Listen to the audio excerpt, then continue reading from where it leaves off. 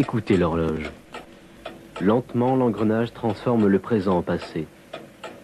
Le temps a-t-il fabriqué l'horloge? L'engrenage a-t-il fabriqué l'horloge?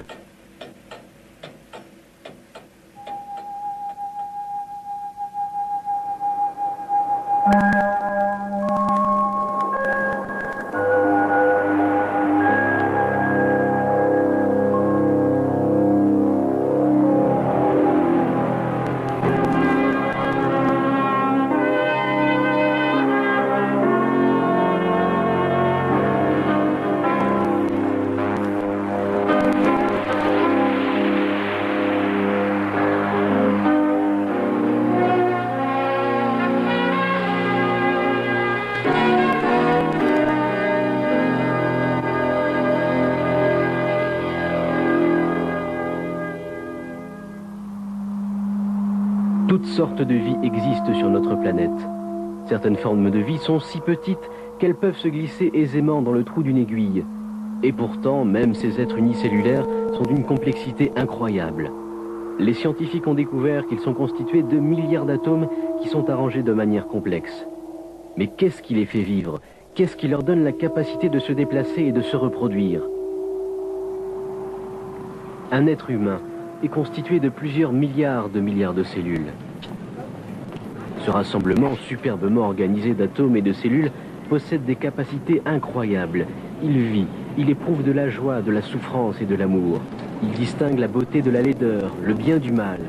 Comment ceci a-t-il pu se produire? Comment un simple amalgame d'atomes peut-il accomplir des choses si extraordinaires?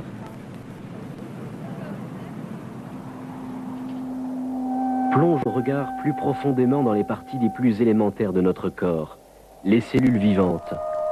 Ce modèle montre le noyau, une partie très importante, nous en reparlerons plus tard. Chaque merveilleux être vivant sur notre Terre est construit de cellules vivantes complexes.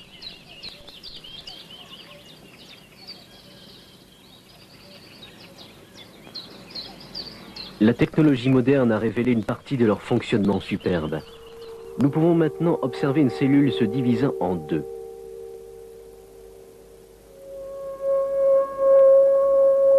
Incroyable, n'est-ce pas? Surtout lorsque vous vous rendez compte que la cellule est composée de molécules non vivantes et d'atomes morts. Qu'est-ce qui les fait vivre? La vie, c'est quoi exactement? C'est quoi la vie? La vie se véhicule sur la matière et il faut que la matière soit très organisée pour soutenir la vie. Mais il faut aussi un minimum d'organisation chimique pour supporter la vie. Les matérialistes disent que puisque la vie est faite d'atomes et de molécules et de réactions chimiques, alors la vie n'est rien d'autre que de la chimie. Alors, il nous faut examiner cette question très attentivement, parce qu'il est vrai que la vie s'alimente de chimie et de réactions chimiques. Mais simplement à cause de ce fait, pouvons-nous dire que la vie n'est donc rien de plus que de la chimie? Et puisque la chimie se produit par hasard, que la vie a pu surgir au début de quelques réactions chimiques fortuites ou accidentelles.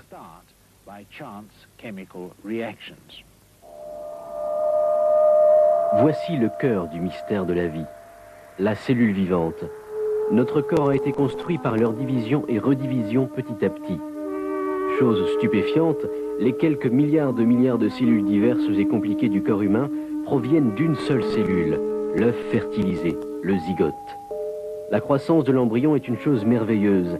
À partir de rien apparemment, se construisent les cellules complexes du système nerveux, de la peau, des muscles, du sang et des os, d'après des plans stockés dans le zygote.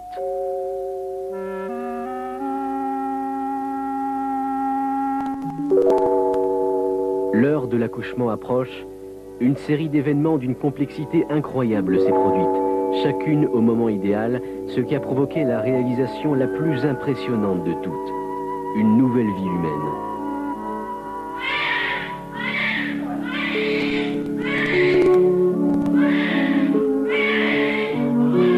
Quand nous sommes nés, nous sommes incroyablement complexes, techniquement parfaits, un merveilleux ensemble de pièces intégrées qui vit et qui grandit.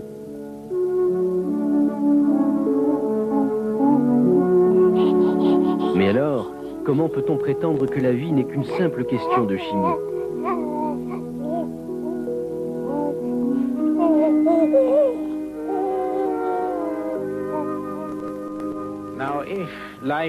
Si la vie se ramène simplement à de la chimie et n'est rien d'autre que de la chimie, alors la meilleure façon de comprendre ses vraies potentialités, c'est de regarder quelques-unes des substances chimiques de la vie. Et alors nous verrons que ce n'est pas une simple question de chimie. La substance chimique la plus importante dans la cellule, c'est la molécule d'ADN. La molécule d'ADN est une molécule chimique très longue et elle contient toutes les informations qui font que la vie est ce qu'elle est. La molécule d'ADN détermine la couleur de votre peau. Elle détermine si vous êtes un crocodile ou un chou-fleur. Elle détermine si vous êtes une amibe ou un singe. Elle détermine l'espèce et elle détermine les attributs de l'espèce à laquelle vous appartenez, quelle qu'elle soit. Alors, comment le fait-elle? Dans l'être humain, il y a suffisamment d'informations contenues dans cette molécule pour remplir 1000 livres de 500 pages aux caractères d'imprimerie les plus petits, de données chimiques sur la façon de vous fabriquer et comment vous maintenir en vie. Ceci est plutôt compliqué. Alors prenons quelque chose de plus simple pour expliquer le fonctionnement de la molécule d'ADN. Vous connaissez tous le morse. Avec le morse, on peut, à l'aide de 2 lettres, c'est-à-dire un point et un trait, plus l'intervalle entre les deux, écrire toutes les informations contenues dans la Bible ou dans n'importe quel autre livre, à condition de connaître le morse. Alors, si on prend un message simple en morse, tel que le SOS,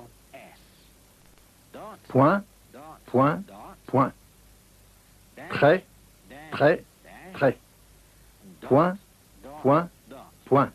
Voilà tout le message d'une personne en détresse. Alors, le code génétique, les chromosomes et la molécule d'ADN utilisent exactement la même méthode, le même principe pour stocker des informations. Voici une corde. Et sur cette corde, j'ai point, point, point, trait, trait, trait, point, point, point. Et je la soulève devant vous et toute personne connaissant le morse dira « Ah ah, il essaie de me dire qu'il est en détresse. SOS ».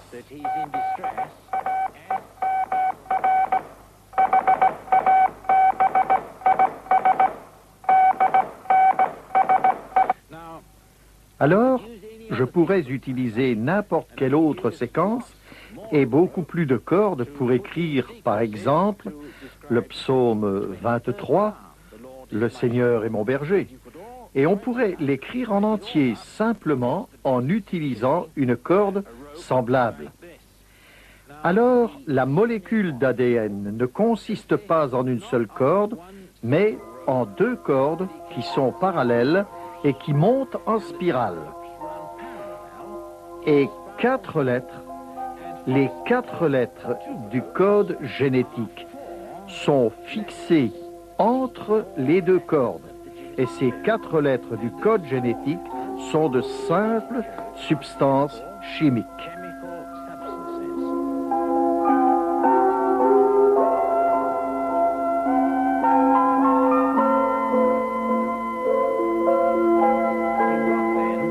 Vous avez donc une très longue molécule génétique d'ADN, toute repliée et retenue au milieu par des liaisons d'hydrogène qui sont des liens chimiques très faibles.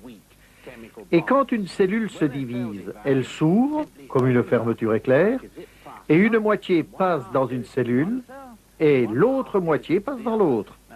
Alors, c'est un système merveilleux à regarder parce qu'il veut dire qu'en 20 minutes environ, on peut reproduire sur un système comme celui-ci les informations contenues dans 1000 livres de 500 pages de minuscules caractères d'imprimerie. Et pensez-vous qu'il est possible en 20 minutes de taper les informations contenues dans 1000 livres de 500 pages à la machine, et ceci sans faire beaucoup de fautes?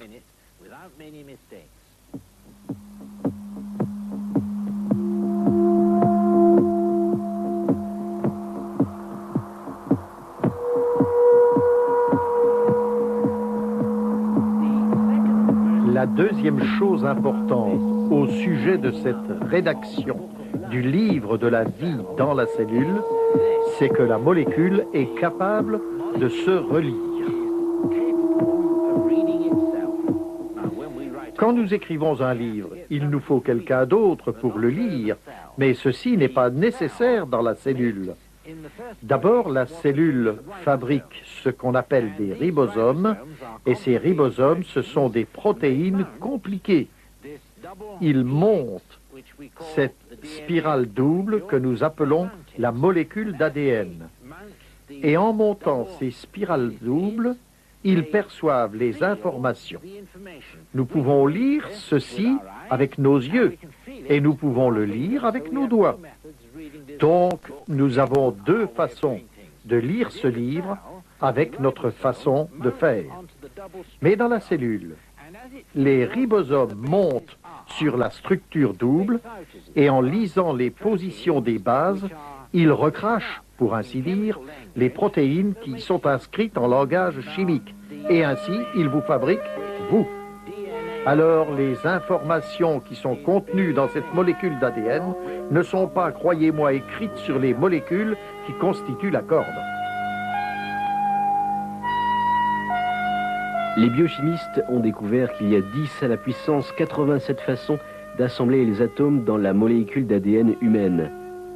Selon la théorie de l'évolution, cette molécule si complexe, qui n'est qu'une partie d'une cellule humaine complète, est apparue par l'action du temps et du hasard, par essai et erreur. Cela a-t-il pu se produire?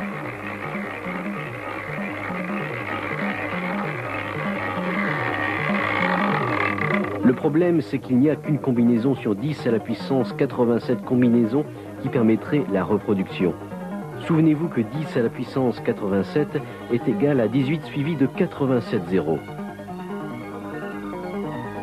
La plupart des évolutionnistes prétendent que l'univers a moins de 10 à 20 milliards d'années. Savez-vous combien de secondes il y a dans 20 milliards d'années? Moins de 10 à la puissance 18.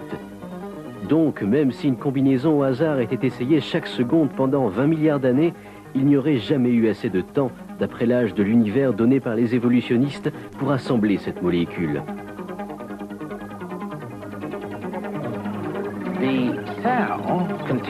La cellule qui contient un tel système chimique n'était pas fabriquée par la seule chimie des molécules qui la constituent. Donc je crois qu'il y a un auteur qui est au-dessus du matériel et de la matière dont ces cordes sont faites, qui a d'abord conçu les informations nécessaires pour fabriquer une cellule, qui a ensuite noté ces informations et qui a incorporé un système de lecture et de réalisation pratique. Ceci pour que la cellule puisse se construire à partir des informations inscrites en elle, lors de la création, par l'auteur de ces informations. En tant que scientifique, je suis convaincu que la chimie seule d'une cellule n'est pas suffisante pour expliquer le fonctionnement d'une cellule, bien que ce fonctionnement soit chimique. Le fonctionnement chimique de la cellule est contrôlé par des informations qui ne résident pas dans les atomes et les molécules de cette cellule.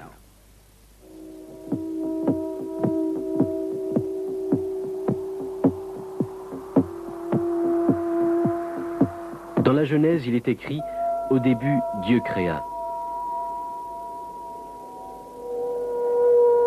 Il a créé la matière à partir de rien.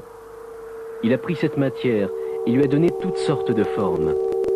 Des cellules vivantes, de petites créatures vivantes constituées d'une cellule ou de plusieurs.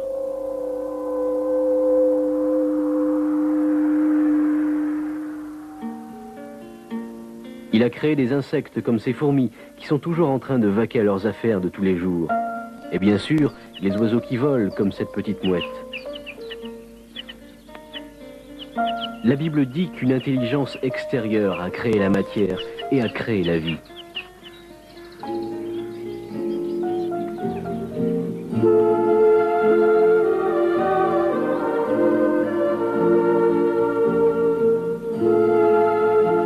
Pendant le Moyen-Âge, certaines personnes pensaient que les êtres vivants surgissaient souvent de la matière morte ou non vivante.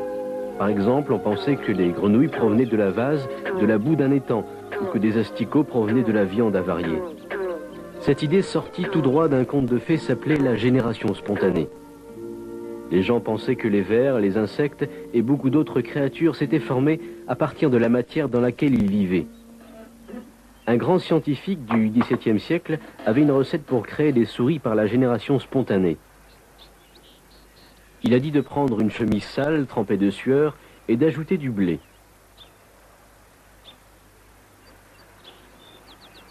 Ensuite, ayant laissé ce mélange mijoter pendant 21 jours, on trouverait que la sueur et le blé avaient fait pousser des souris.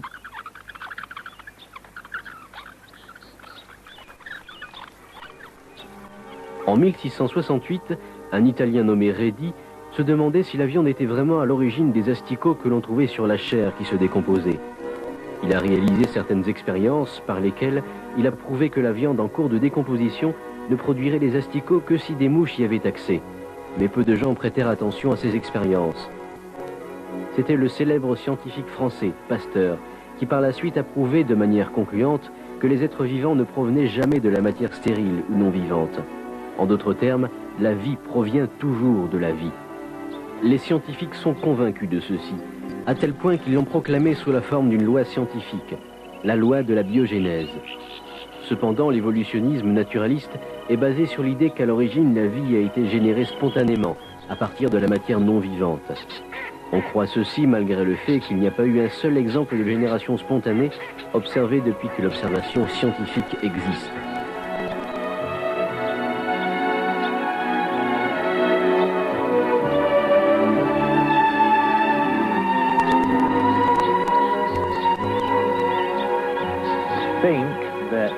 Les évolutionnistes croient que la vie est apparue spontanément dans une soupe primitive. Ils croient qu'à l'époque des origines de la vie, l'atmosphère de la Terre était une atmosphère réductrice et qu'elle était composée de gaz ammoniaque, de vapeur d'eau et de méthane. On pensait que si des éclairs passaient à travers un mélange de ce genre, alors les briques de construction de la vie en sortiraient spontanément. À Chicago, il y a quelques 20 ou 30 ans, messieurs Miller et Fox ont réalisé une série d'expériences dans le but de répéter ce phénomène et d'en prouver l'existence. Donc, ils ont fait passer un courant électrique à travers un mélange de méthane, de gaz ammoniaque et de vapeur d'eau, et ils ont obtenu un certain nombre d'acides aminés qui sont à la base de la vie. On pensait alors que ces acides aminés démontraient que la vie, ou tout au moins les précurseurs de la vie, apparaîtraient dans de telles conditions. Ils ont donc proclamé qu'ils avaient produit d'une manière expérimentale les premières étapes dans la production spontanée de la vie, ce que croit encore le monde scientifique à ce jour. Alors, est-ce la réalité? Il n'y a pas de doute qu'ils ont produit des acides aminés. Mais est-ce que ces acides aminés font partie de ceux qui pourraient être utilisés pour la vie?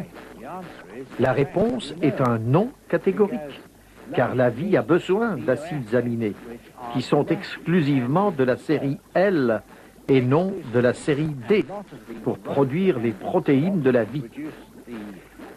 Des conditions semblables s'appliquent à la production de la molécule d'ADN qui a besoin de molécules D exclusivement. La vie ne peut pas utiliser les mélanges parce que la stéréochimie ne cadre pas avec l'explication. Donc, puisqu'ils ont produit effectivement des mélanges racémiques, il est catégoriquement impossible que la vie provienne spontanément d'une soupe primitive de ce genre. La stéréochimie ne cadre pas avec l'explication. Bien que l'expérience de M. Miller semblait au début marquer des points pour la théorie de la génération spontanée de la vie, une vérification attentive de l'expérience démontre qu'elle ne fait que compliquer la question. Non, le cœur de la question, l'origine des informations stockées ici, reste un mystère, puisque dans l'expérience de M. Miller, il y avait un mélange de 50% d'acides aminés L et de 50% d'acides aminés D qui se sont formés. Et lorsque l'on a un mélange des deux, cela ne produit pas de vie du tout. La vie ne peut pas utiliser des combinaisons de ces molécules stéréoisomères en miroir. Si l'on ajoute ne serait-ce qu'un seul acide aminé D à une chaîne d'acides aminés L, celui-ci détruit l'efficacité de la chaîne entière.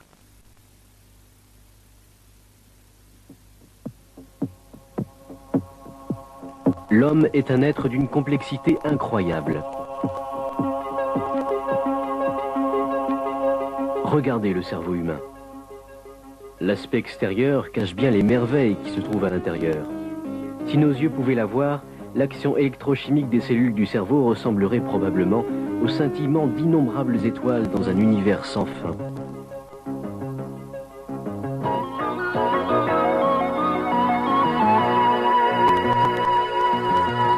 Les 10 à 100 milliards de cellules du cerveau forment des milliards d'interconnexions. Et pourtant, ces cellules sont conçues de manière si merveilleuse et sont si compactes que la partie du cerveau que l'on voit ici est, en réalité, plus minuscule qu'un seul grain de sable.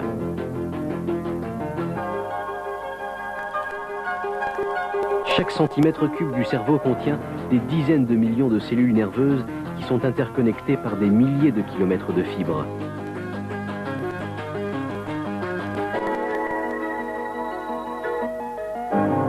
On a dit que l'arrangement de la matière le plus complexe et le plus méthodique dans l'univers entier se trouve être le cerveau de l'homme, qui pèse environ 1,5 kg. Ses capacités et son potentiel frappent l'imagination d'étonnement. Une telle merveille pourrait-elle apparaître et évoluer simplement grâce au temps, au hasard et par des processus naturels? La Bible dit que le seul fait de regarder la nature peut amener notre esprit à arriver à la conclusion que Dieu existe. Donc regardez, et regardez attentivement.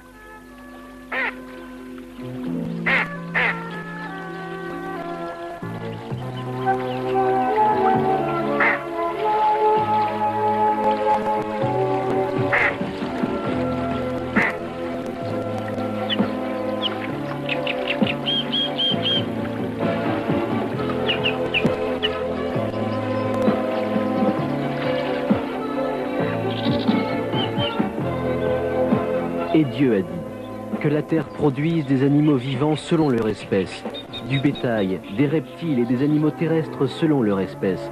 Et cela fut ainsi. Et le bétail selon son espèce, et tous les reptiles selon leur espèce.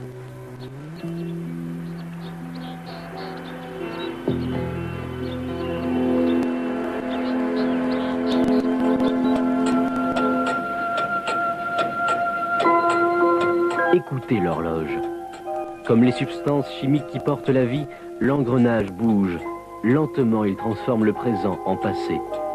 Qui a fabriqué l'horloge? Peut-être que la seule explication logique est que c'était une intelligence extérieure à l'horloge, un horloger. Réfléchissez-y.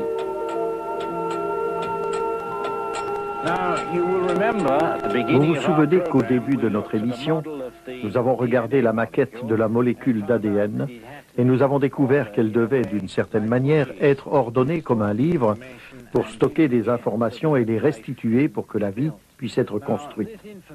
Or, ces informations ne résident pas en tant que telles dans la matière brute et inorganique. Nous croyons donc, et comme vous l'avez vu, nous avons des raisons scientifiques de le croire, qu'il a dû y avoir une insufflation d'informations dans la matière pour produire une structure remplie d'informations comme celle-ci. Donc, il y a eu un acte de création donnant des instructions à la matière quant à la façon de construire une cellule. Ainsi, l'homme qui croit à la création n'est en aucune façon troublé si un biochimiste va dans son laboratoire, prend les particules les plus petites de la terre, de la poussière, et par son esprit les organise jusqu'à ce qu'elles deviennent vivantes, en faisant un virus ou peut-être avec un peu de temps, une cellule primitive. Il a insufflé de l'intelligence à la matière pour le faire. Quand vous regardez la beauté de la nature qui nous entoure, voici la fleur du trèfle, et quand vous pensez que tout provient de matière insufflée d'informations comme ceux que je décris, vous ne pouvez qu'être rempli d'émerveillement devant la sagesse d'un créateur qui avait premièrement le sens de la beauté et deuxièmement la capacité technique pour la réaliser. Et je suis émerveillé. Quand je regarde la nature autour de moi, de voir la façon dont Dieu l'a fabriquée et de voir comment il a réalisé la beauté de sa propre âme en créant.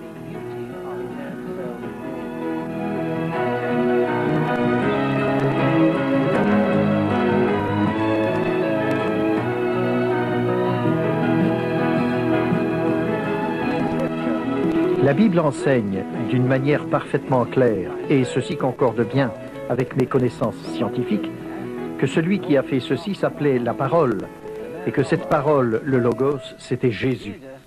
Jésus s'est appelé lui-même le Créateur, celui qui a tout fabriqué, par lui et pour lui.